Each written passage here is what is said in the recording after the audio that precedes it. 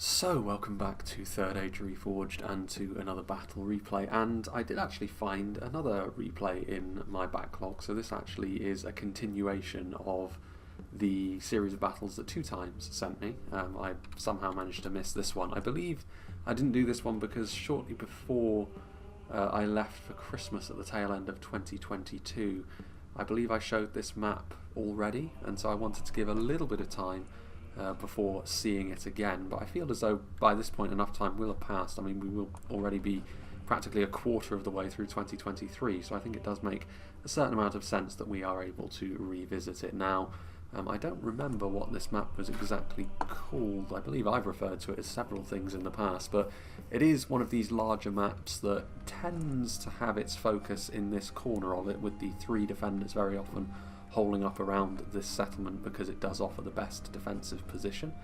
And yeah, I think that's definitely going to be the case this time as well. It is going to be another good versus evil siege as well, I believe, with Dorwinion, Arthedain and Mirkwood on the defence against a host of evil forces. So 5v3s, as is often the way, do tend to favour the attackers with their numbers, especially when the attackers are evil factions with a lot of numbers indeed. And we will get right into things because we've seen this map several times before. So here is Two Times himself, who sent me this battle replay. He's going to be playing as the Harad. On a map like this, where they get funneled into narrow chokes, the Haradrim's lack of armour and overall defensive values can be a problem, but they're so useful on the attack for the high amount of damage that they can inflict upon the enemy, especially if the enemy is overtly reliant on armour with the armour piercing that Harad have at their disposal. And speaking of which, the Trollman class units, which we see here, the Champions of Nafrat, the Bodyguard tier variant, and then the Trollman, who are the more rank and file option, although they are still very much a higher tier unit. Definitely the centre of what makes Harad such an effective infantry fighting force. The armour is in question with these sets of units, but still very, very damaging, and the sort of thing which the defenders will be very, very worried about, I'm sure. Dismounted Serpent Guard with the armour upgrade. Even with the armour upgrade, they do lack a little bit in terms of survivability. They've got a smaller shield value than most other infantry units, especially infantry units that cost as much as this. But in melee, their melee defense is actually pretty damn good, and they are more capable of dealing damage to other infantry units as well, in comparison to equivalent units perhaps from the Western Kingdoms of Men, and they're not overly reliant on an armour piercing aspect to that either, such as the Flagrim over in Rhun. So a good unit this, but perhaps the smaller shield value is a little bit of a problem, but with the armour upgrade that does compensate for it slightly. The Muhard Beast Hunters are also here, a unit of regular javelins as it were, and Harad of course have got plenty of throwing projectiles that they can deploy to the field, one of the factions in the game most well known for it. And again, this is the sort of unit which, when you're on the attack, you can use them a little bit more aggressively, you can put them into harm's way a little bit more. A few volleys is perhaps all it will take for them to get the kind of value that you need in order to make some forward progress. The Demons of the Desert are the sort of unit which the defenders will have to be very, very careful of. They're one of those specialty projectile units which are capable of shifting the momentum of a whole battle. They're a little bit more difficult to use than other such units because they are a little bit more fragile, and you do need to get them a little bit closer, and they do need a clear shot, unlike some of the other examples of such units. But the danger still exists. We also have some Muhard Berserkers over here. The armour piercing is nice, but they're a very, very fragile unit at range and in melee, as most entry-level shock infantry units from the evil factions in particular tend to be. The Hashari have got those throwing projectiles which are nice, but assassin class units in this version of the game are a little bit underwhelming. They're still decent enough in melee and they can do a decent amount of damage, but they are a little bit lightweight when it comes to trying to march through valleys of death, such as what Harad are going to have to encounter here. Southron Pikemen are a perfectly serviceable unit for the class that they are, an armour-piercing pike unit, but low stats, that is the trade-off. Even among pikes they've got low stats. Haradrim Spearmen to make up the numbers with a Militia Spear, and then some Haradrim Archers just to make sure they've got some sort of long-range presence on the field. Though Harad, rather predictably perhaps, have elected not to go fully in for that sort of thing because they're never going to win against the likes of Arthedain and Mirkwood when they're dug in anyway. Then we have Leech, who's playing as Khand. Khand are actually a very well-rounded infantry force, and time again in this version of the game we've seen Khand be this infantry fighting force far more often than we've seen them be able to use their cavalry, it must be said. With some nomadic raiders on the front, again just the entry-level archer here, and just to put the enemy under a little bit of pressure while they try to overwhelm them with numbers. in a more upfront and personal manner. We've got the Variag Warriors with the armour upgrade as well. These more entry-level heavy swordsman units can be actually surprisingly effective, though, against the level of quality they're likely to have to go up against today. I'm not certain whether that will be the case. We'll have to wait and see. Just in behind, we've got some Nurad footmen. Again, armour piercing, very, very useful against the likes of Arthedain and the Elvalin from Dorwinion. Big shields on them as well means they're a very good all-round kind of unit here, though they will struggle against the elven elements of the defence. The Nurad halberds, an anchor, which is always a useful thing to have. Armour piercing, they will be outranged by any defensive pikes, though defensive pikes more reliant perhaps on Arthedain to bring the numbers with regards to that, with Mirkwood having none and the Dorwinion ones being very, very expensive. The Nurad Stormguard are a fantastic bodyguard unit, armour piercing, long weaponry, all of that sort of thing. All of the Brotherhood units are here as well, all of which are expensive, but all of which are very useful. The Brotherhood of the Axe being the best of the offensive options, the Brotherhood of the Spear being the best of the defensive options, and then the Brotherhood of the Sword represent kind of a happy medium, though they do lean towards being more of an aggressive unit like the Brotherhood of the Axe because of that lack of a shield. And then a couple of units of basic javelins as well in the Nomadic Marauders. Moving on to the third attacking army. Once again, we saw this army attacking on this map the last time we were here. Kalin is playing as Umbar. Nice quality that they have, of course. Naran Aru Royal Guard is where the general is. Interesting to see the Warlords of Umbar on the field today. It will mean that all the open sections are going to be very, very dangerous potentially for the defenders to have to deal with. And also late on, if the front lines start to collapse, cavalry can rush in through the breach and make life very uncomfortable for you. The sort of thing which in a 5v3 can result in almost guaranteed defeat. Alcarondas Legion are here, Balakith Axguard as well, so Umbar of course well known for their heavy infantry, and all of it is on display here. Really, the Arthedain Shield Guard may not be as damaging as the two units we've just seen previously, but they are very, very tough to kill and they are locked morale. Going for 3 units might be a little bit overkill though. That's into the red limit I think on heavy spears. A couple of units of BELEGAER pikemen to act as an anchor, BELEGAER archers and BELEGAER footmen as well, so filling out the roster with these BELEGAER units, which are basic but they will get the job done. So yeah, Umbar dipping a little bit more into a smaller but higher quality army perhaps, and that's the sort of thing which Umbar very often should be doing, I think. Then we move on to V19 Torrent. He is playing as Rhun, Scion Rim, the more defensive option of the upper end runic infantry. Nice unit of heavy spears there. A litany of Flagrim, we've already mentioned them briefly. Armour piercing is all well and good, though they do sacrifice obviously base damage for that. Some fully upgraded E-Strong Clansmen and some singularly upgraded E-Strong Clansmen, so the difference between the full upgrades and the partial upgrades there. The Gamprim in behind as well, useful for the same reasons as the Nurad Halberds. Got a couple of units of Loknar Rim as well. We've got some E-Strong Crossbowmen back there with the armour upgrade, makes them a little bit more difficult to kill at range, but that's still the sort of thing which is going to attract all manner of attention from the defensive projectiles, I imagine. Cummel's chosen. The Dragon's Wrath Crossbowmen are another one of those specialty projectile units which the defenders will really need to be trying to deal with, because those body-piercing bolts are a real nightmare to have to try and deal with. And finally, the only non-evil men faction, or at least there will still be some Dunlanders in and amongst them, but Isengard, played by DF Josh. He's got some Uruk-hai archers, some Uruk-hai infantry, unsurprisingly. The Trolls of the White Hand, if they can be used at the right time, they can be a real nightmare. We've got more Uruk-hai infantry. The Isengard Ballista is here as well, so choosing a position to defend is going to be very important, because if the defenders get it wrong, the Isengard Ballista will absolutely devastate them, I'm sure. Uruk-hai pikemen in plentiful numbers as well. Uruk-hai crossbows, so another unit which the defenders will have to try and deal with. Crossbows, of course, very, very nasty, and the very powerful Nazkai as well. Now then, the army that is already in the settlement right from the off is going to be Darthy Darth commanding Dorwinion, so some Elvalin Hammer Guard are here. A couple of units of them, in fact, are going into the red limit on a very deadly unit of hammer and shield infantry. The Morroquendi Glade Masters, this may be one of the last times we see the Morroquendi Glade Masters in this guise. They, of course, are becoming a dual-wielding unit in the next version of the game as part of one of the very few changes to Dorwinion. Ultimately, Dorwinion will be remaining largely the same. We've got some Morroquendi bows as well. Poison projectiles could be very useful, of course. Most of the evil men do struggle with their morale, at least partially.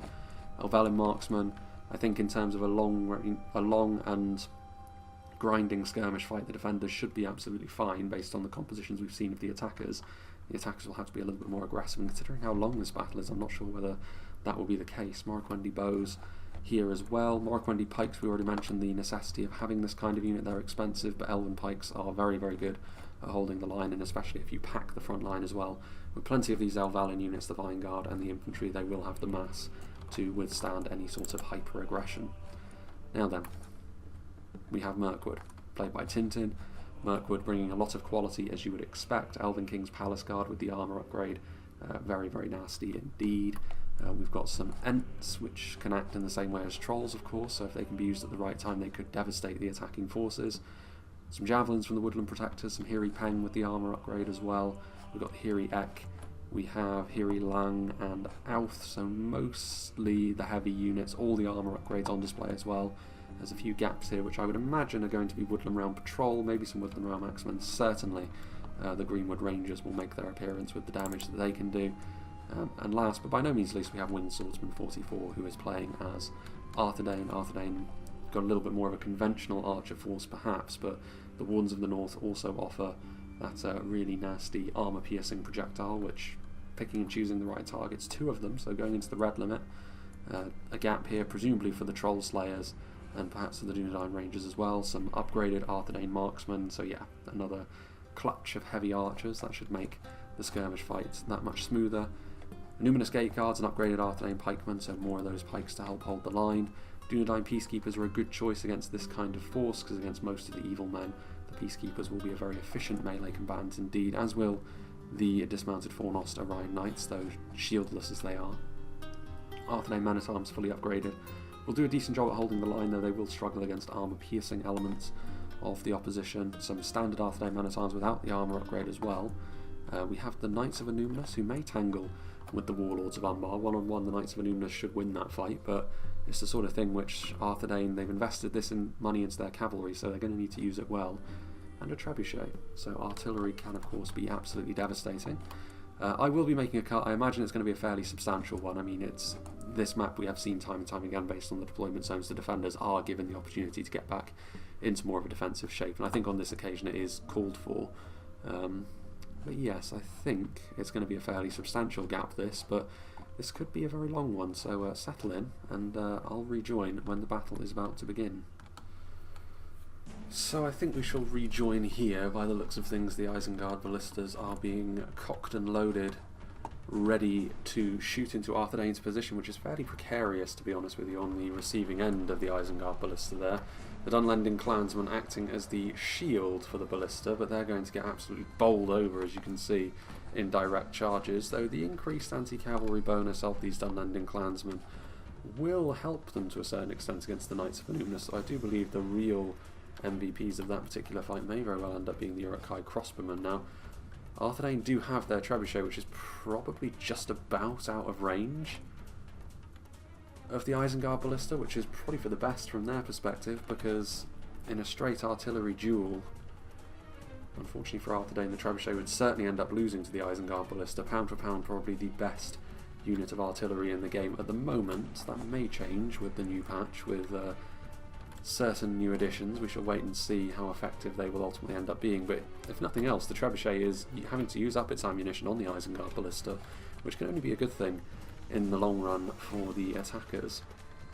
This battle, of course, is going to be a long one, and we can see the skirmish fight is underway over here as well, with the nomadic raiders opening up on the Elvalin marksmen, but the superior terrain, the superior archer unit in general that the Elvalin marksmen are, means that this is a bit of a foregone conclusion, this, and considering this is exactly the sort of thing the Elvalin marksmen were designed to do, I don't think the defenders will be too disappointed that they're having to use their ammunition in this way, though we have seen in the past even more functional archers like this, when they spend their time and ammunition dealing with stuff like those nomadic raiders over there, it can come back to bite the defenders as the battle enters its latter stages. Just a single unit of nomadic raiders for the time being as well. As far as the armies that are over here, can very much taking the lead, but Harad also going to be going this way, which is interesting. I think they have been a little bit more savvy about how they divided their armies up. You can see Umbar and Rhun very much taking ownership of this central position, which is the biggest, but it's also got a good potential for crossfire, and especially when you're talking about a faction like Mirkwood with the damage that they can deal at long range, that it could end up being pretty nasty for them indeed. Arthedain marksman firing away. I think we will actually go to ×2 speed, interestingly enough. More often than not I'm using half speed in battles like this, but in these opening moments I do think ×2 speed is probably called for, given the situation is what it is, and very much like the ranged duel which has opened up between Dorwinion and Khand on the other side of the map. Very similar sort of situation over here. The Arthedain marksman very much built for this sort of thing. Uruk-hai archers on the other hand just really there to fill a gap in Isengard's roster, and it does show ultimately. Arthedain will be very much in the ascendancy as long as it remains a slogfest like this, and Arthedain can also rely on Wardens of the North and the like to bring some extra damage as and when they need to. I did mention in the opening to this fight that if it does turn into this sort of thing, it should favour the defenders a little bit more. They've got the kind of factions and tools at their disposal to really make this kind of fight work for them. Some Haradrim over here as well. Ooh, that was very, very fortunate for the Isengard ballista. Unfortunate for Arthedain, they somehow managed to miss those ballistas, threading the needle, if you will.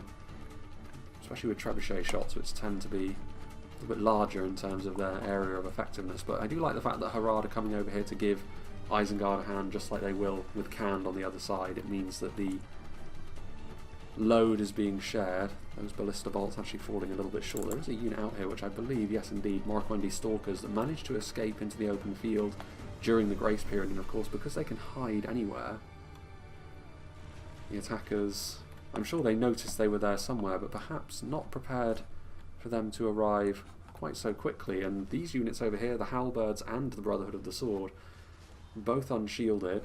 The poison projectiles won't be bothering Khand too much, but the kind of damage they can do to fairly important units like this, very, very useful. So far, defensive cavalry being used quite well, I think.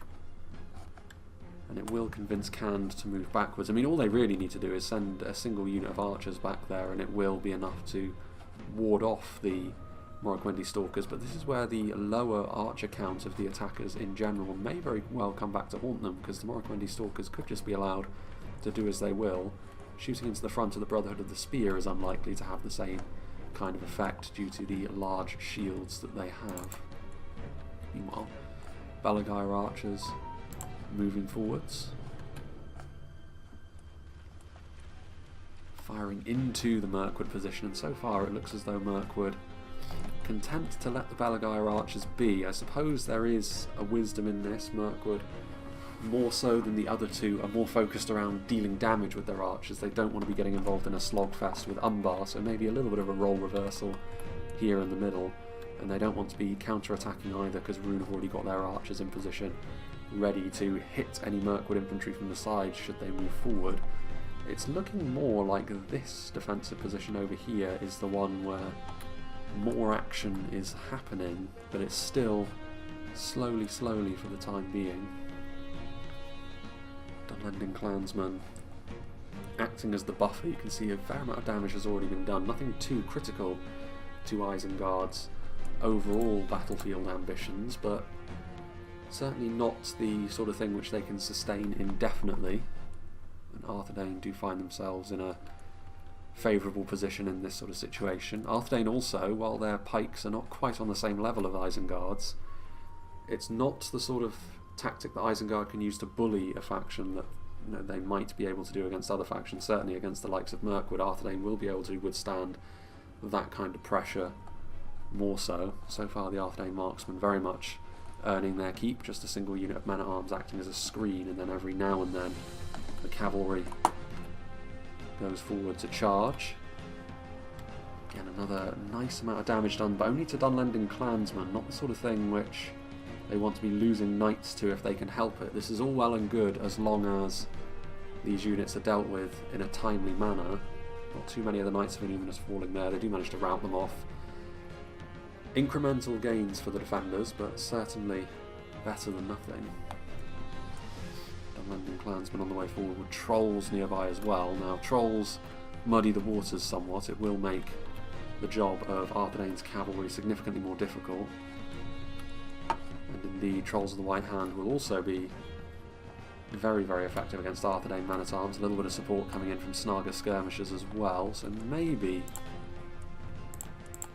the pressure being turned up a little bit there. Oof.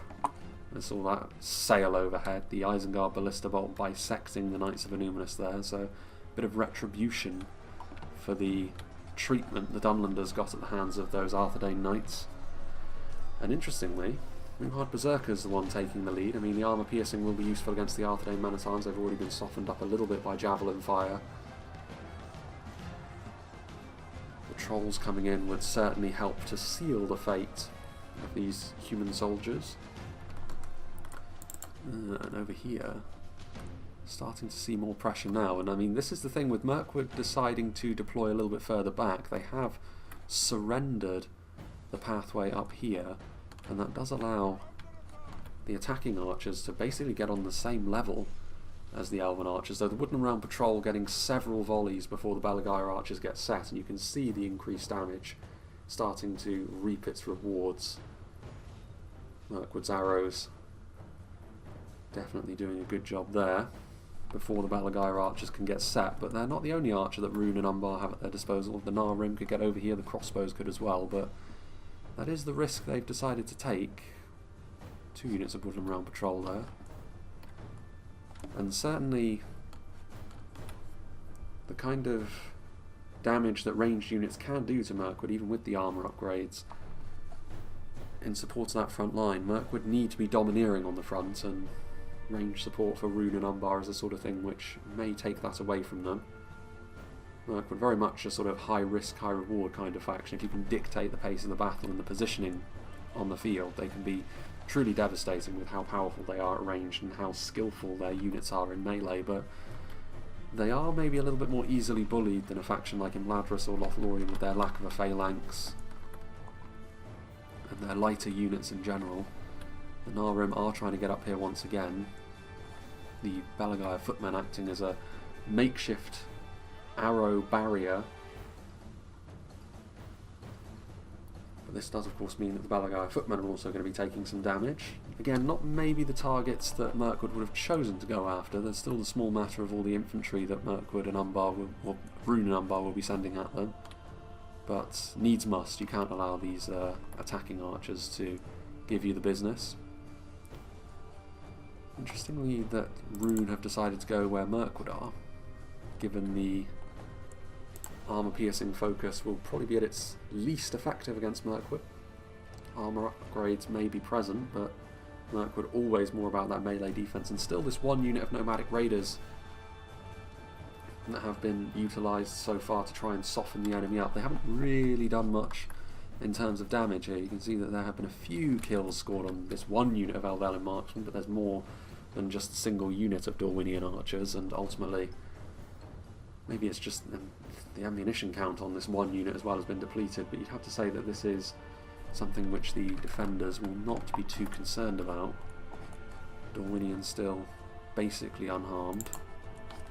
Meanwhile, over here, Arthedain men-at-arms and Arthedain pikemen fighting on the front line, and Southron pikemen. 1-to-1, the Arthedain pikes should have the edge because of their superior stats. The armour piercing is all well and good, but the Southrons definitely find themselves more at home as part of a combined arms front line. But I have to say, slowly but surely, I do think Isengard and Harad are getting the better of this fight over here. Those look like clear projectiles, and indeed it is Dunedain Rangers. I mean, they're going after Snaga skirmishers and cutting them down in droves, but also attracting the immediate attention of the Uruk-hai archers as well. They should. If you can focus down rangers from afar, then you should absolutely be doing so. Damage being done. Cavalry coming in. It's enough to rout the out of ammunition Haradrim archers, so once again bottom feeding really the Knights of Annúminas, but it's a job that needs doing. I mean, that was a bold move to send your Knights of Annúminas into the Southron pikemen. If they were on the verge of routing, maybe you could understand, but they were not. And as a result, those Knights of Annúminas now have very limited effectiveness remaining to them with the damage taken on the end of those pole arms. They've done a decent job so far, but I wouldn't say they've paid for themselves yet either. Routing off low-end units only, and this is the sort of thing which can really add up. The Isengard Ballista, however, claiming the lion's share of those kills. Victory a distinct possibility, as the South Rhun pikemen being used in a mass push is rare, and you can see why, because they were immediately shaken and wavering in the face of a very depleted unit of pikes, and flaming shot coming in as well is probably going to be the end of these South Rhun pikemen. When they're doing their job, they're fine, but as soon as you ask them to go above and beyond, they are the sort of unit which will let you down, as I'm sure we're about to see, with a unit of out-of-ammunition Arthedain marksmen coming in, and the marksmen that still have ammunition pouring on yet more flaming shot, routing the Dunlanders, and will almost certainly rout the South Rhons as well. Snaga skirmishers and Uruk-hai archers offering up a little bit of support. Still plenty left in the tank for Isengard and Harad, though, as you would expect in a battle of this length. Now then, what have we here? Nandor Glade Guard revealing themselves. Still canned, I think, well, with only one unit of archers, as soon as that archer unit has been either killed or runs its ammunition supply dry, there's only one thing you can really do against Dorwinion, and that's advance into their prepared defence, which is not great for you, but you don't really have too much of a choice. Meanwhile, BELEGAER archer's still alive, one Rim remains.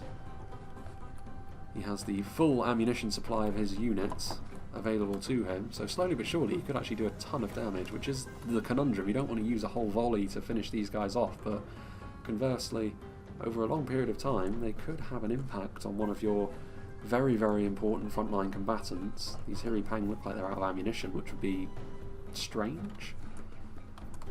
There's a lot of death that's been inflicted upon Umbar and Rhun, but not enough for whole units to have bled their ammunition supply dry, I think.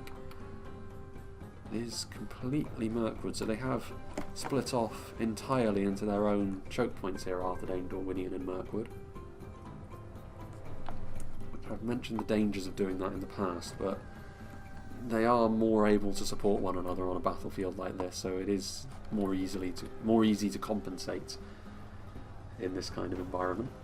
Arthedain marksmen doing their best, but the trolls once again being sent forward to again pick off lower end units, being used in much the same way really that the Knights of Illuminus are, an expensive unit, but being used to hoover up the low tiers of their opposition. Defeat a distinct possibility.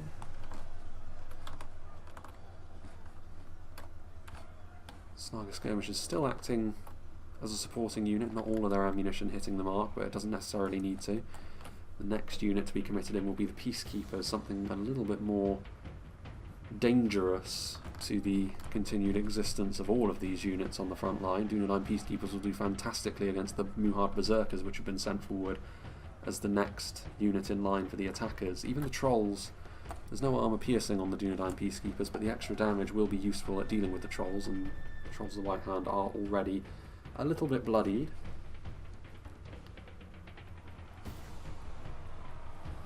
They're trying to go after the Rangers there, and the Peacekeepers quickly move to block that avenue of attack. The Rangers will move backwards. Troll Slayers living up to their name. Trying to utilise those javelins, but a friendly fire is also likely, but the outer ammunition Uruk-hai archers being dealt with very quickly, as you would expect, by these Dunedain axemen. And they actually are now moving forwards, taking the fight to the enemy. I always like it when the defenders do this, even when it's a more minor example like that.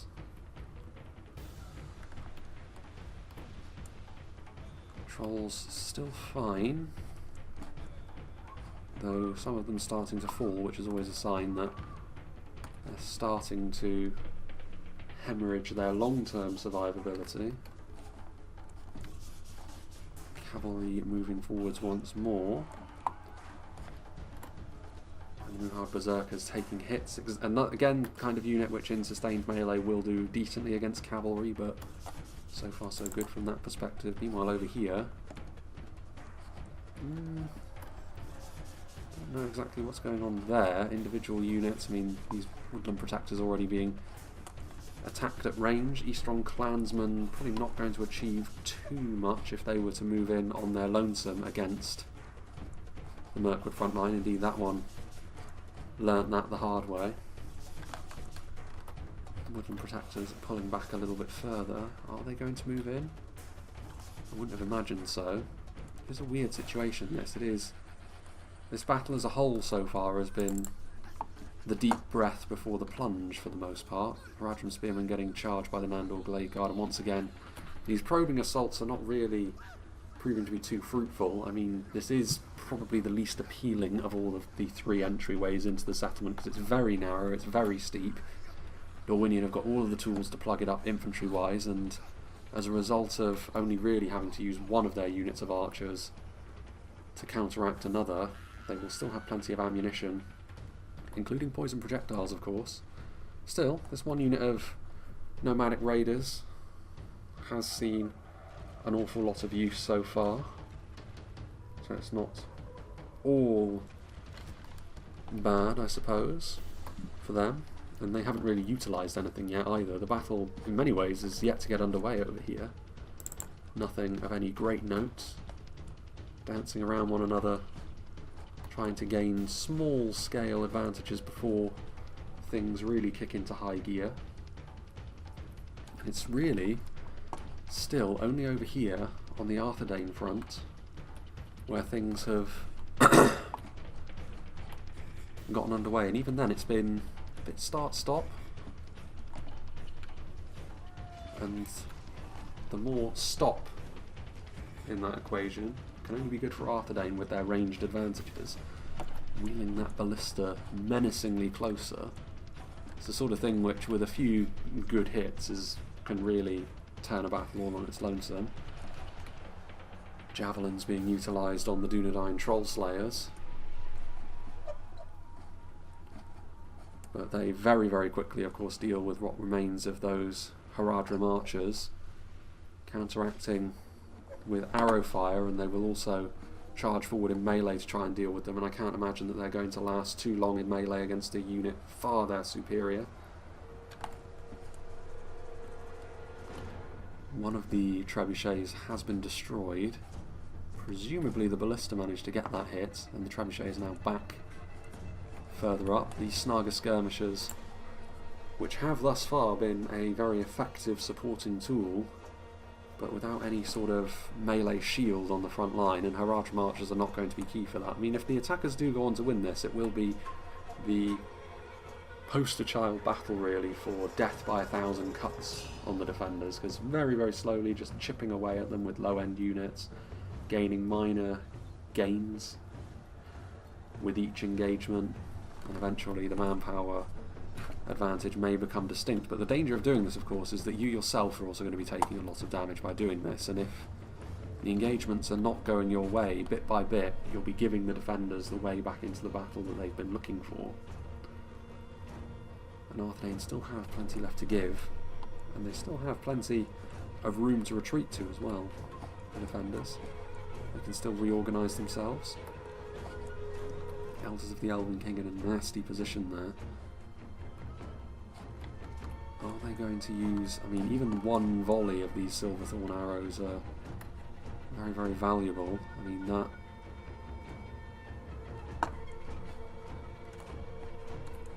each volley that gets used on a unit like this is really a bit of a victory for the attackers. So while they haven't really been able to do tons and tons of damage, they have coaxed Mirkwood into using far more of their resources than they would have liked to. Any damage is more of a bonus than anything else, and yeah, I would say it has definitely worked out in Rhun and Umbar's favour, that, though, as with the other battles, the truly decisive moments have yet to occur. There have been fights occurring on this bridge down here as well. The Nandor Bladeguard have been valiantly holding onto this bridge, and they've been doing an awful lot of damage while doing so, though they are a fragile kind of unit, so this will not last for too much longer, and especially with Narad footmen. I think we've just arrived in time to see them finally overwhelmed. Our Valid Marksmen will come down here as well, though I don't think they'll actually achieve too much of anything, so this is maybe the first example of the defenders throwing a unit in and not really gaining anything out of it at all. Well, I don't know, Nandor Bladeguard, there's 19 of them. with the support of those flaming shot volleys, getting rid of the numerous Haradrim around the Norads, and that will allow them to hold on to this front line for just that little bit longer.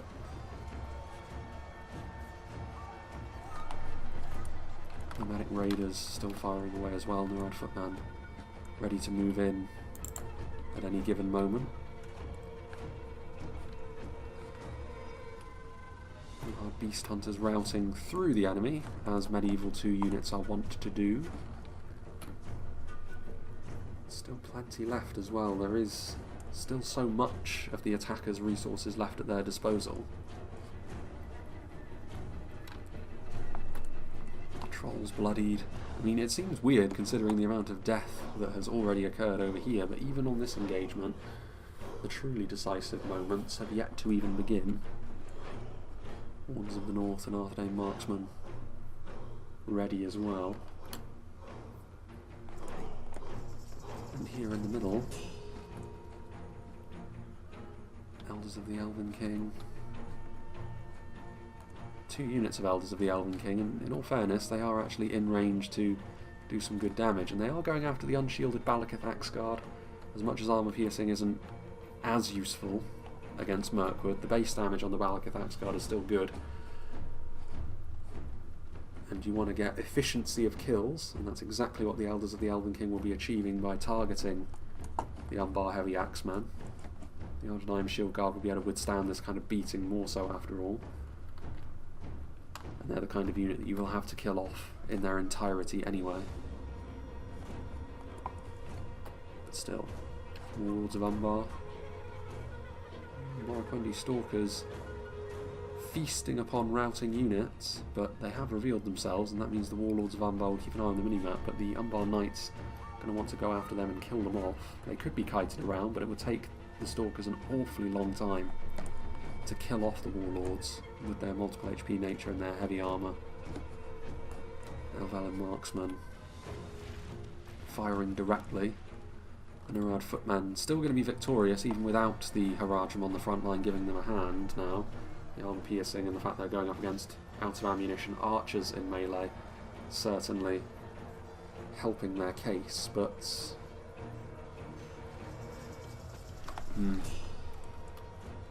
Nomadic Raiders in behind.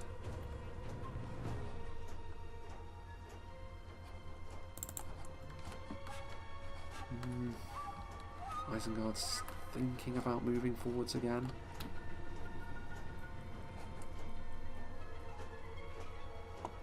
Horns of the North bloodied a little bit, but clearly still have ammunition, as do the Dunedain Troll Slayers. Those Dunedain Rangers, though, very damaged and still with ammunition, the kind of unit that you don't want to die off before you've used all their ammo. And it would be a real victory for Isengard and Harad over here if they could deal with these Rangers early. I'm sure there are Greenwood Rangers somewhere, but of course Dorwinion don't have access to this class of unit. Still, javelins being used, pushing forwards. Not really in support of anything this time, just trying to do what damage where they can.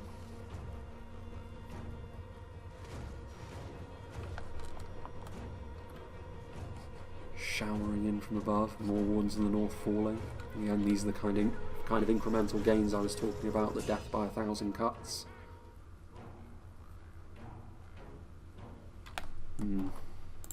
Meanwhile, they are going after the Haradrim archers.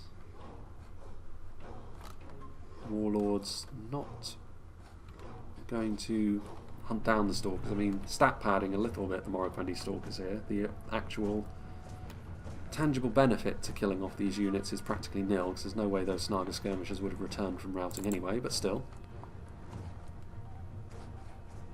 Nomad Footmen ready to cross. Still, Nomadic Raiders once again taking up their position over here, though now without really any sort of reprisal from the Dorwinion archers.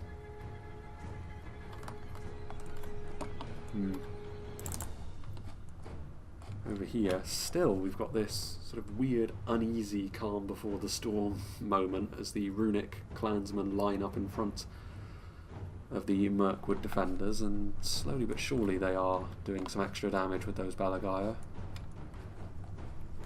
any individual heavy elven spearman that can be killed after all, like that one, is far more significant than units from other factions. I mean, the fact that they're allowing this one Nar Rim to get away with it at point blank when they could actually use any old unit to get into melee with him and finish him off for his insolence, but that is not occurring. Fortune favours the bold, I suppose. That is most certainly true with that. Getting back over here, meanwhile, still the main fight on the battlefield so far, and still Arthedain marksmen being used as ablative armour on the front line. The trolls very, very wounded though, and starting to fall away. The unupgraded Arthedain man-at-arms are going to be getting into melee. The Uruk-hai infantry are actually shaken, interestingly enough, which is strange. 1-to-1 the Uruk-hai infantry will have the beating of especially unupgraded Arthedain men-at-arms, but with how damaged they already are, that may not actually be true, and Uruk-hai crossmen in melee are decent enough for their armour, but other than that, not the most impressive kind of unit. Wardens of the North getting into melee will drastically tip the balance of power on that frontline fight in Arthedain's favour. And still those beast hunters being killed. I have to say, the Rangers have been forced into using their ammunition on targets that they probably wouldn't have chosen to. Uruk-hai pikemen moving forward to try and help shore things up, taking Ranger fire on the approach, and Wardens of Amon Lank also over here. So the first example of another faction coming to someone else's aid. Mirkwood with a very decent unit of archers indeed being sent in, and in combination with those javelins, as much as the pikes will be a potential problem on the front line, they should be dealt with damage wise fairly well by this. But will the Wardens of Amon Lank be missed over the hills? Well, we are actually seeing by the looks of things the first examples of a melee engagement here. BELEGAER footmen and Loksai on Rim. The Eastron clansmen pushing up around the flank, though when you see a flanking action like this and it's one of the weaker units of infantry that you have at your disposal, very often they can end up routing as they overextend themselves. So they are only up against Woodland Realm Patrol, so if they can hold on just a little bit longer for extra reinforcements to arrive, if some BELEGAER footmen can help shore themselves up. But spear to spear in the centre here with the Hiriak against the Scion Rim. The Elven spears will be that little bit more damaging, but the numbers of the attackers will be key here as more and more of the units clash together. Still over here though, the vast majority of defensive units that are being committed are out of ammunition archers. Now admittedly, Elven archers that are out of ammunition will be better at doing this sort of thing than many others, but it is still an example of pretty much every player on the field today has been really trying to be frugal, really trying to get bang for their buck on every single one of their units. We'll see who ends up coming out on top as a result of that. If the attackers are willing to play that game long term, it's going to be difficult for the defenders, I think. I think eventually bold action is going to have to be taken, because taking good trades is all well and good, but that's the sort of game that the attackers can afford to play for longer. Deeper pockets, as it were. Deeper manpower reserves. Well, another unit of Nandor Glade Guard were committed to the front line and doing decently enough against the Nurad footmen. I mean, they won't be that weak to the Nurad footmen's armour-piercing attacks, but Brotherhood of the Spear on the way in now as well. Once again, out of ammunition archers, the answer, helping to shore up the line with more numbers. Further back, Nomadic Raiders still firing into that front line.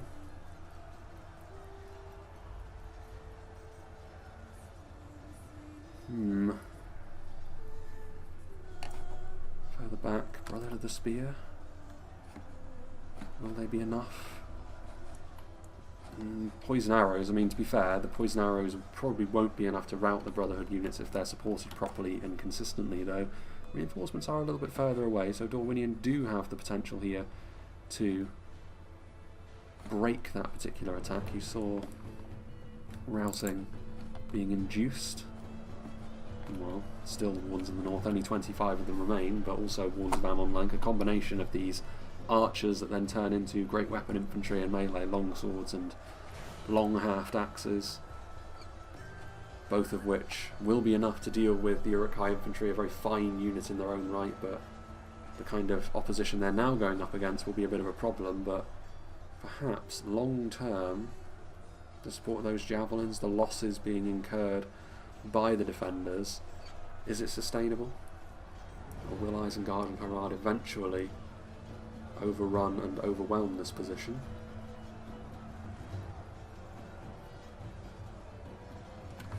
Further back, Arthedain marksman.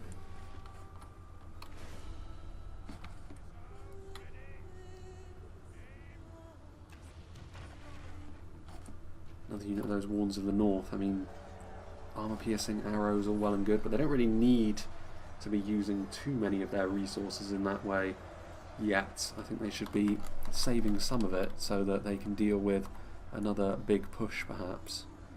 Meanwhile, here in the middle, not a huge amount of progress being made yet, though another unit of Scion Rim has moved its way forward, and you can see that the heavy runic spears able to withstand being in melee with the elves significantly better than their Eastron clansmen underlings.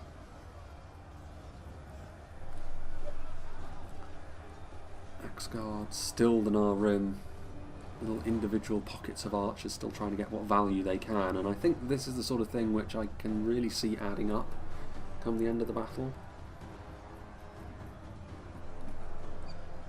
Generally speaking, that's how conventional wisdom would hold in a 3v5, but maybe not. Maybe too much frugality, not enough brute strength and ignorance, which is how many an attacking victory has been secured. A very damaged Balakith Axguard, obviously the Elders of the Elven King already doing that damage earlier on, and this is where they will reap the rewards for that. Rhun really taking up the mantle of being the primary attacker for the time being. The Flagrim, as we've already mentioned, the armour piercing won't go to waste against Mirkwood with the armour upgrades being as plentiful as they are, but it won't certainly be as effective as it would be against their two allies today. The locked morale nature of the Arthedain Shield Guard does set them apart and above the Scion Rim, but it is yet another heavy spear unit, so not necessarily going to be the best at dealing damage to the elves as we see them. On the bows, still using those poison projectiles of theirs, and still holding on in this front line, and the Brotherhood of the Spear are starting to run their manpower reserves a little dry. Hero footmen are wavering.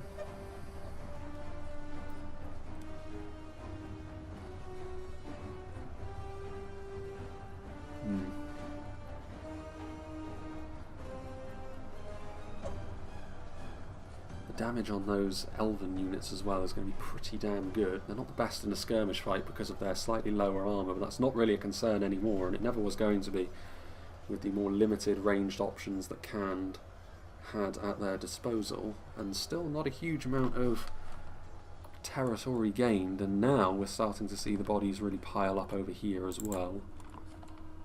More units being sent forward, more Arthedain Shield Guard. You can see that maybe the more lightweight and small unit nature of the elves could start to be their undoing here. You can see the line bowing under the weight of all of these spears that are being sent forward now as well. Flagrim are losing technically. You can see this chunk of spears in the middle very much doing their job. Reinforcements are close enough by that they can be committed as and when they need to, and Ents against these spears might be the option. The Arthedain Shield Guard won't do a ton of damage in reply. They won't rout under the weight of the Ents, but they will certainly take an awful lot of damage, and it would reverse a little bit of the forward momentum that the attackers are starting to build up now. Just out here in the open field. Once again we are stat padding, I see, with the Morroquindi Stalkers finishing off that routing unit of Eastron clansmen. Fair enough, fair enough. It's mostly Khand over here now. I don't think there's too much in the way of Harad that remains, so they would clearly trying to support Isengard a little bit more fervently, and Trollmen are starting to make their way to the front line now, so now we could start to see Arthedain really put under the cosh with this kind of armour piercing coming their way, the very, very reliable nature of the Trollman as we know. Dangerous indeed. Snaga skirmishers, Uruk-hai crossbowman firing away as well. Trollmen are there.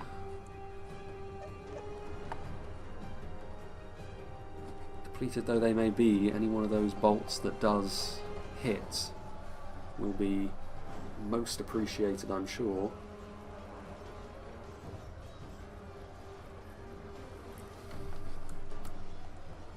Wardens of the North.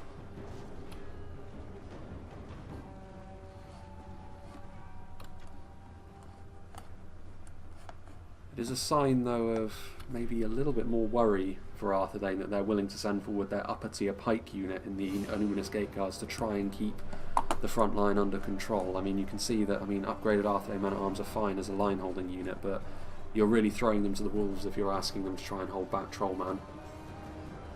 And the pikes are not even able to really get onto the front line where they want to be as a result of the Hashari's presence, and the Hashari maybe won't last as long as they would like in that position, but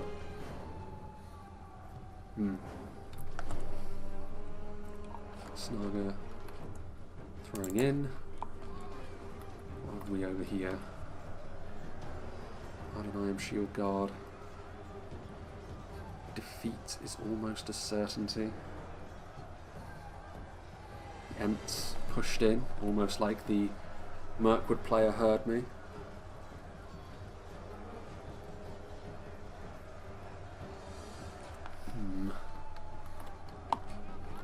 Moving forwards, still archer support, but the front line doesn't look great from a Mirkwood perspective, as much as there's a lot of damage being done to the attackers. If the attackers really wanted to, they could flood forwards and start causing all sorts of problems in terms of territory gain for Mirkwood, and that is the risk that you play when you pick the elves, especially, maybe not Mirkwood as much as Linden, but still the two of them are certainly a little bit more lightweight than the other two elven factions in the game.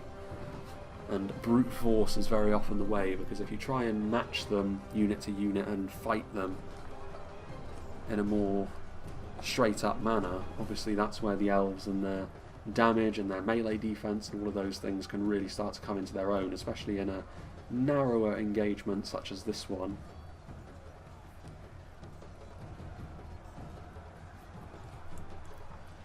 Forward come the flag rim. Another unit of them. I mean, the Hiri out on the front line, they will fancy their chances against the flag rim, but a little bit of range support coming in. Another unit of Arthedain Shield Guard. There's still reinforcements ready to move in as well, which this may be what this battle has all been building towards. It's long for a reason. It's because the attackers have wanted to take that slower approach, but it also means that they will have far more left in the tank come the end of the battle. As much as the attackers haven't really gained anything territorially, all of those gains could come all at once with the reserves they still have. Marquendi bows piling into melee.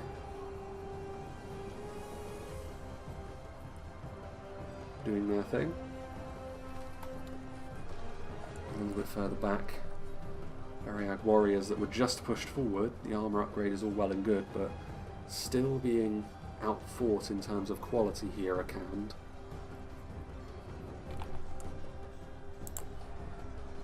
Another unit of Nurad footmen moving forward. I mean, Khand I think are in the most danger of running out of steam before their time, because they have the least attractive pathway to take into the settlement, and Harad only gave them a token amount of support really. Harad definitely gave the lion's share of their help to Isengard. That may end up panning out for the attackers, but Khand are still the ones in the greatest danger, I feel.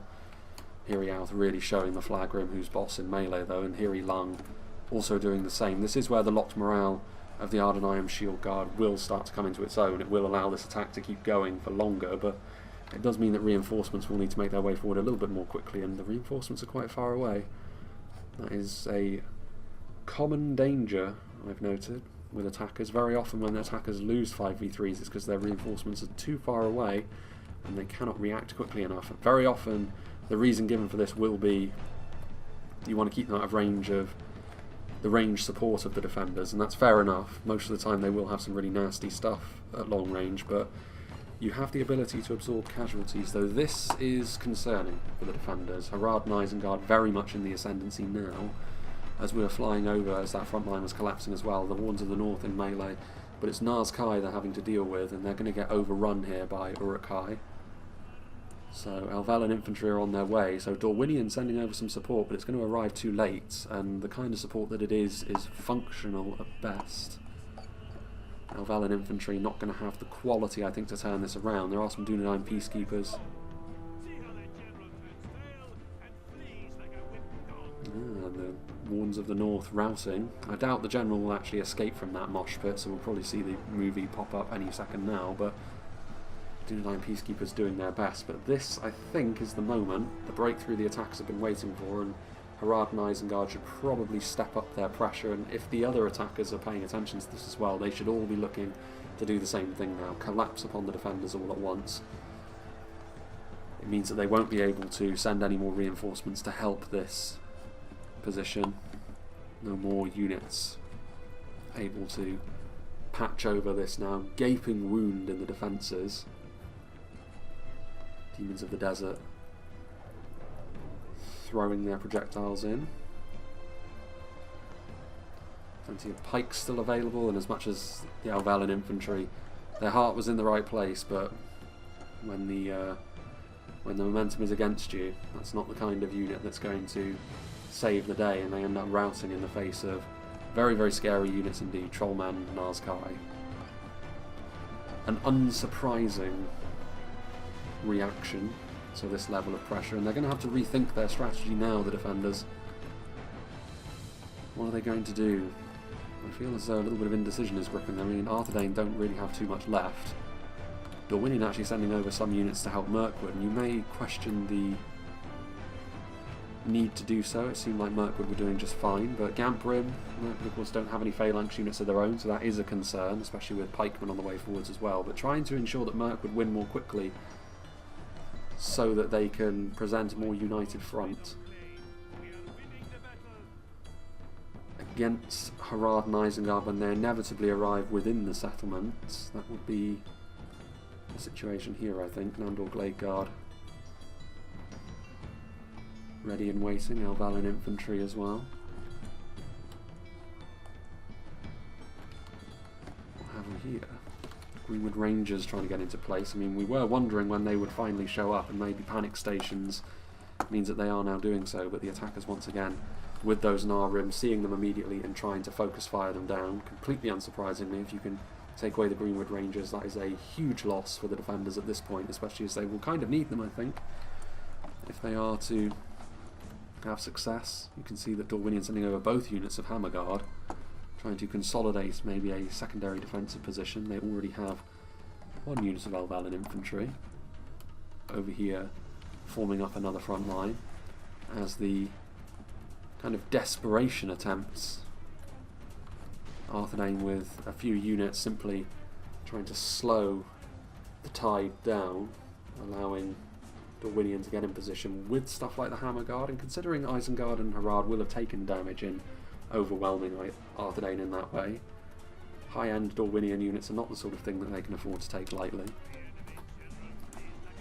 Trebuchet crew. So that is Arthedain gone.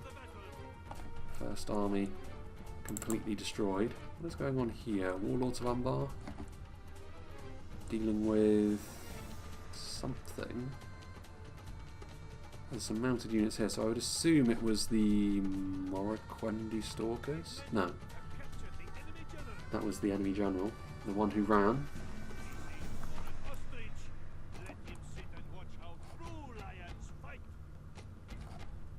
And fair enough, you'd rather be a lion than an ostrich, but I feel as though there are more insulting animals that you could have made the enemy general. Ostriches are quite big.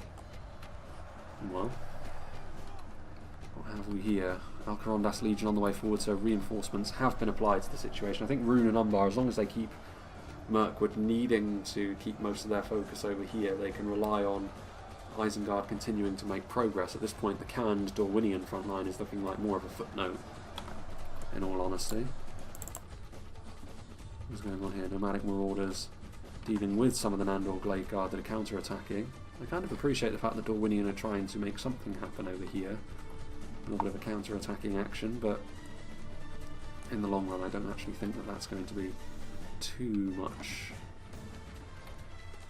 of a concern anyway. Morquendi pikes and bows, Glade Masters are still over here, still some Vine Guard, so Dorwinion still have resources available to them. Well, over here, now an Aru Royal Guard getting into position, E-Strong crossbows as well, so now with less resources to be able to respond to this sort of thing, and even if they do have them, then Aru Royal Guard are going to be far more difficult to displace. Umbar and Rhun also starting to gain some traction in this battle. Yeah, I'd be very surprised if the defenders were able to dig themselves out of the hole they now find themselves in. As much as this is a map that does have good defensive positions, very often we see the attackers able to outlast them on this map, and it's the little things, I think. I mean, this is the first time we've seen the attackers on this map able to turn the fortifications in their favour like that.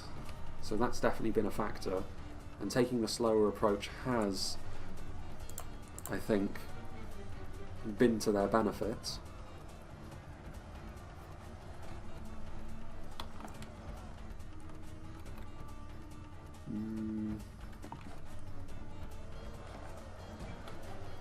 Morquendi pikes fighting on the front line, trying to keep the trollmen at arm's length. Once again, we've seen the trollmen for Harad be such an important unit to what they're all about.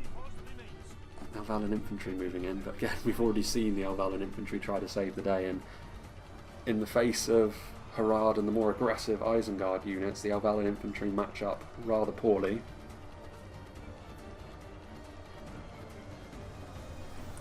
Further back, still Demons of the Desert waiting for their opportunity. I think they did manage to get a couple of volleys off when Arthedain were very much on the back foot, and that would have really been less than putting the final nail in the coffin and more actually just dropping it into the hole.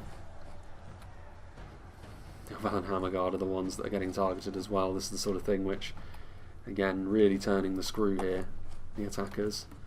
Mirkwood sending over some units, Palace Guard, and obviously the 2 units of Hammerguard, even if one has received a bit of a savaging at the hands of the Demons of the Desert, but certainly not a collection of units that can be underestimated too heavily.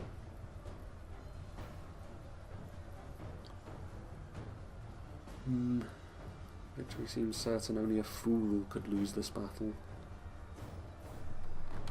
I find that hard to believe, in all honesty. The pikes must be doing quite a bit of the heavy lifting.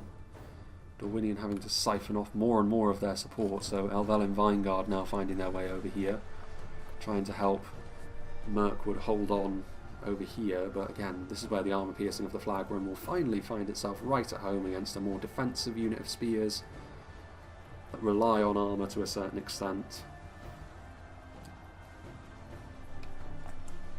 And the BELEGAER pikemen are there as well. I mean, even on the front line at the moment, but with the support coming in from those units from on high. Elders of the Elven King actually able to get in behind enemy lines and go after the Naru Royal Guard. Now a Black Numenorian unit, so lock morale once more, but this is something. Still a small matter of those crossbows though. Cheap and cheerful in this sort of situation when they have no opposition at long range. Dragon's Wrath crossbows as well, so that all those specialty projectile units still very much alive and kicking. Another feather in the attacker's cap. Caps plural, I suppose. Uruk-hai crossbowmen trying to get a good shot, but not so easy given Medieval 2 and how you can't just hang over the edge and shoot directly downwards. Those Morquendi pikes have been very impressive actually on this front line. The Elvalan infantry as well proving to be the shield for them, making sure that mass pushing is a little bit less easy. Elvel and Hammerguard will do not so well against the Harad from elements, but against the heavier Isengard ones, that armor piercing will be very nice, and just having a really high quality unit of infantry I think is going to be important at this stage. Finally, Khand are pushing up the hill, and they are putting the settlement under some direct pressure. I don't blame Leech for playing the battle in this way whatsoever, though. It is the smart thing to do given his position, but now I think the time has come for him to really try and take advantage of the fact that Dorwinion have had to siphon off many of their reserves to try and help Mirkwood, and also try to rebuild a front line given Arthedain's earlier demise. And that means Khand can also start to gain some ground. I think that would be to their great benefit. I mean, some Hiri Lung are on the way over, so Mirkwood doing their best to maybe go over and get a bit of a head start on that. You can see the Demons of the Desert, I think, having used up all their ammunition, now being used as an infantry unit. They're kind of underwhelming as an infantry unit, but in theory they should be pretty good in this situation. Another unit of, actually they've still got ammunition, so trying to be used very aggressively, but Nandor Gladeguard and Elders of the Elven King, it's mostly elven units that are left at this point. A few Elvalin, but mostly elves holding down the fort. And the Demons of the Desert will be forced heavily backwards. Nandor Gladeguard have got a very nasty charge for an infantry unit after all, so you can see they try to get out of there pretty quickly. And the Elvalin doing quite nicely. The Hammerguard on the front line should be against the armoured Uruk-hai, but Ars-kai should be doing a lot of damage in return as well, and it's a case of reinforcements. I mean, not a huge amount left in reserve, but what is there? Decent amounts of Uruk-hai infantry, the champions of Nafarat. So dangerous, the sort of thing which you will be ruining still being alive in the late game. Rhun, meanwhile, still have a decent amount of reserves. Some Hiri Lung moving in, but this is where Mirkwood's lack of a phalanx will probably be a problem for them as well. The Gamperin, once again, armour piercing not necessarily the main thing here. It's going to be the phalanx and keeping those nasty elven swords at bay, and perhaps even more significant actually is the crossbows and the position that they're in up there. It means that they're going to do hefty damage, and that's going to give what is primarily a runic army in the middle now the momentum they need to also start pushing into the settlement. The settlement itself is really yet to be breached, but that will come really right at the very end of this battle, you would suggest. Norad halberds. This front line still pretty scary for Khand, mostly because of those Morikwendi pikes, which we've already seen do very nicely against the scarier units of Harad, although admittedly nomadic marauders in melee are far from the strongest opponent that the Morikwendi pikes could ever hope to face. Further back, Blade Masters, still those Vinegard as well, so still it's a fairly long way to travel from one side of the settlement to the other, so we'll see if reinforcements can be arriving on the front lines where they are needed quickly enough. Hammerguard starting to take some losses. The Elders of the Elven King in melee trying to cut their way through Ars-kai and Trollman. Mostly upper end units that are left after all. Certainly over here. Still the small matter of the Palace Guard, which I don't know where they went. Their services maybe were needed back on the front line that Mirkwood has had ownership of since the very opening sections of this battle. Isengard's general falls? Morale? I don't think so. All of these Isengard units are decent enough, you would suggest. The Elvalin infantry wavering, and they do end up routing, which will leave a gap. The champions of Nafarat proving to be far too scary for them to deal with in melee.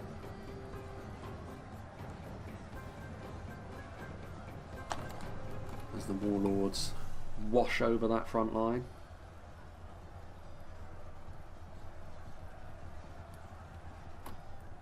Uruk-hai pikeman victory seems certain as well. Yeah, late game pikes. Every element of that attack screams that the defenders don't really have a way back into it. There are the Palace Guard. right in and amongst it, trying to help salvage the situation against Rhun, but that's not really going to work out either. The Carmore's Chosen getting in behind enemy lines. The Vinegard will answer their challenge, but that is certainly a battle that the Carmore's Chosen will be victorious in.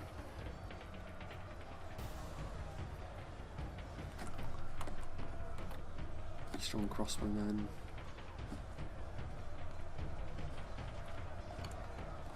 There's not a huge amount left. You'd have to say that in terms of percentages, it's not going to be a massive gap, I don't think. Yeah, 10% exactly, which seems about right for this battle, but the slow approach has borne fruit, you would suggest. Harad Stormguard pushing to the front line as well. This is a little bit more like it from Khand, really ratcheting up the pressure on a very undermanned Dorwinion front line now, given their presence was needed elsewhere.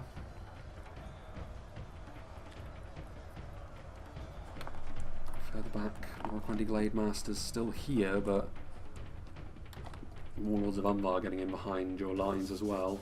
Lances down charges from them are going to be well and truly a battle ender.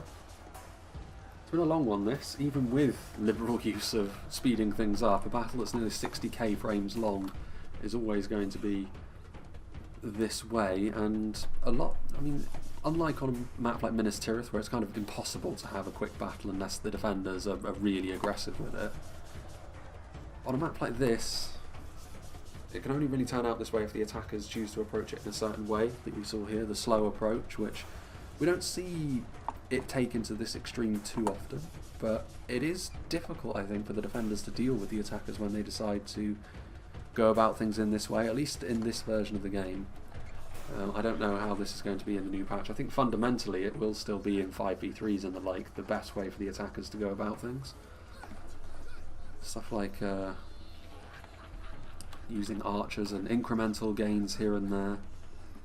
As long as you're getting something, even if it's minor, out of every small engagement you take, that is going to be how you know you're onto a winner in a situation like this.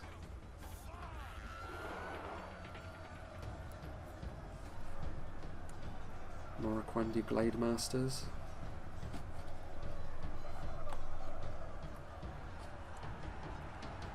Charging into melee, doing what they can. I mean, Khand is still actually in fairly decent shape, although this is pretty much everything Khand have left being thrown forward, so even they've suffered at the hands of Dorwinion, though it's a front line which is very easy to marshal if we're being honest. I mean, I like the counter-attacking that Dorwinion engaged in earlier. Some incremental gains for the defenders as well, though not enough. I think if I were to pick moments where the battle was truly won and lost, I would say over here you always got the sense that Arthedain were going to kind of struggle here. The Isengard Ballista are a constant problem, the Javelins a constant problem, the Rangers dying early, the Wardens of the North not necessarily getting to use their ammunition on the kind of targets they wanted. There were victories for Arthedain over here, but they were not really of the kind of efficiency level that the defenders need in a 5v3, and that's kind of the situation here. Winged Swordsmen didn't necessarily play badly, but you need to play really, really well in that sort of situation if you were to get the most out of it. Over here, I think the most obvious thing would be to say that occupying this position up here was a major pain in the neck for Mirkwood, and Mirkwood probably the faction that needed this sort of thing to happen to them the least. Again, small gains over a longer period of time, and by the late game obviously that added up to the point where they were getting overwhelmed. And Dorwinion, again, it's easy enough to marshal this front line, but the time came where they had to siphon off strength to try and help their allies out, and ultimately they didn't have enough left in the tank, which I think is fairly understandable. They nice friendly fire on their own unit there from the Dragon's Wrath Crossmen. You'd love to see it. Or was that the Demons of the Desert? Maybe a bit of friendly fire from both, but both specialty projectile units in and amongst things, times 6 speed, so yeah, an attacker victory. And this truly marks the end of my backlog now. Nothing else remains. 2 incredibly long battles to finish my backlog off with. 1 siege free-for-all and one traditional siege. But yes, we shall see what the future may bring. I do feel as though following on from this we will start to see a little bit more from the new patch. I feel as though more people's effort is going into the new patch at this stage, so we shall see. There's every chance that we'll be seeing more and more of that from this point onwards, I would imagine. I mean, considering we are now, like I said, I've recorded basically a month and a half in advance, so kind of impossible to tell what will be going on by the time we get to when you're actually seeing this.